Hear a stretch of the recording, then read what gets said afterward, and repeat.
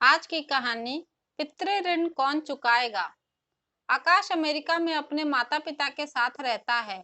एक दिन उसने अपने पिता को बताया कि पापा, मेरी कंपनी का नया ब्रांच इंडिया में खुला है। मुझे उसका चार्ज दिया गया है, तो मुझे अगले हफ्ते इंडिया जाना होगा।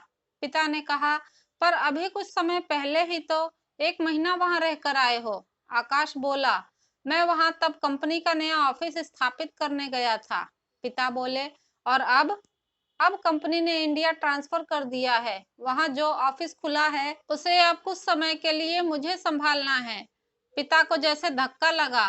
फिर से इंडिया? कितनी मुश्किल से पीछा छुड़ाया था उस देश से। लगा जैसे किस्मत फिर से उन्हें उसी ओर खींच रही है। डर भी लगा। आकाश, तूने मना क्यों नहीं किया? कह देता कि मेरे माता पिता सीनियर सिटीजन हैं, उनकी तबीयत भी सही नहीं रहती। आकाश बोला, पापा, मैं नहीं जा सकता। ये सब बातें नहीं सुनी जाती हैं मल्टीनेशनल कंपनियों में। उन्हें बस अपने काम से मतलब होता है। तो तुम कोई दूसरी नौकरी ढूंढ लो। तुम्हें तो कोई भी नौकरी मिल जाएगी, इतनी अच्छी पढ़ाई जो की है। ये एक चुनौती है पापा। कंपनी को जब इंडिया वाले ब्रांच से प्रॉफिट मिलने लगेगा तो मेरा कैरियर ऊंचाइयों पर पहुंच जाएगा।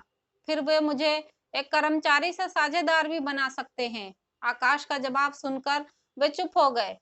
आकाश ने अपने पापा को ये नहीं बताया कि उसने स्वयं अपने बॉस से अनुरोध किया था इस पोस्टिंग के लिए। आकाश कुछ दिन पहले ही इंडिया गया था। काम के बीच में पड़े छुट्टी में वह अपनी मौसी के यहाँ चला गया था, जो मुंबई में रहती थी। मौसी ने पूछा, तो इंडिया में नया ब्रांच खुल रहा है तुम्हारा? वहीं पास में तो तुम्हारे दादाजी का घर है। क्या नाम था गांव का? अम्बे गांव। हाँ, मुझे याद है अच्छी तरह से। दीदी विदा होकर वहीं तो गई थी। ये सब जानकारी आकाश के लिए नई थी। अपने दादाजी का नाम तक नहीं जानता था। बड़ा अजीब लगता था कि पापा की तरफ का कोई भी नजदीकी रिश्तेदार उनके संपर्क में क्यों नहीं है। मेरे दादाजी का नाम क्या है? मौसी ने कहा, श्रीकांत।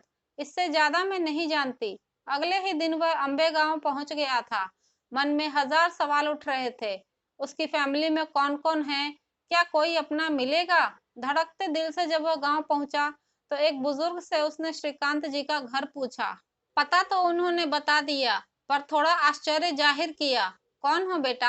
आज तक तो श्रीकांत काका से मिलने शहर से कोई नहीं आया। जब उनके बेटे ने धोखे से उनकी सारी जमीन बेच दी और उनसे सारे संबंध तोड़ विदेश चला गया, तब से बेचारे दोनों अकेले ही रहते हैं। आकाश बोला, जी मैं उनका दूर का रिश्तेदार हूँ। बहुत दुखी हो उठा था वो। उसके दादा दादी जिंदा हैं। इतने बरसों से अकेले रह रहे हैं और उसे पता ही नहीं। घर की स्थिति बहुत खराब थी। क्या ये हैं उसके दादा दादी? शरीर पर सिर्फ हड्डियों का ढांचा भर था, पर अपना सब काम खुद ही करते हैं। उनके पांव छूते हुए जब उसने अपना परिचय दिया तो उनको संभाल पाना उसके लिए असंभव हो गया। इस मुलाकात ने स्वयं उसे भी बहुत तोड़ दिया था, पर इस वृद्ध दंपत्ति की हालत को शब्दों में बयान करना उसके लिए नामुमकिन था। जिसका उन्होंने दशकों से सपना देखना भी छोड़ दिया था, वो अगर सच बनकर उनके सामने आ जाए तो दिल की धड़कन तो कुछ पल को रुक ही जाएगी ना। जब वह लौटने लगा तो दादा दादी बेतहाशा रोने लगे। उन्हें लग रहा था कि उनके बेटे की तरह उनका पोता भी अब कभी लौट कर नहीं आएगा। बेटे का 32 वर्षों से इंतजार कर रहे बूढ़े माँ बाप ने अपनी किस्मत से समझौता कर लिया था।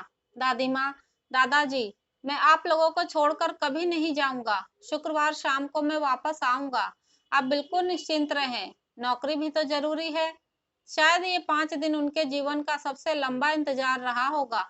पर जब शुक्रवार को आकाश वापस लौटा तो मानो उनके जान में जान आ गई। दादी का मुस्कुराता चेहरा चमक रहा था।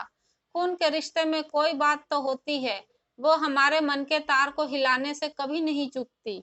उस हफ्ते आकाश से जितना बन पड़ा उसने दादा दादी के रहन सहन को बेहतर करने की कोशिश की। ये उसका इंडिया में आखिरी हफ्ता था।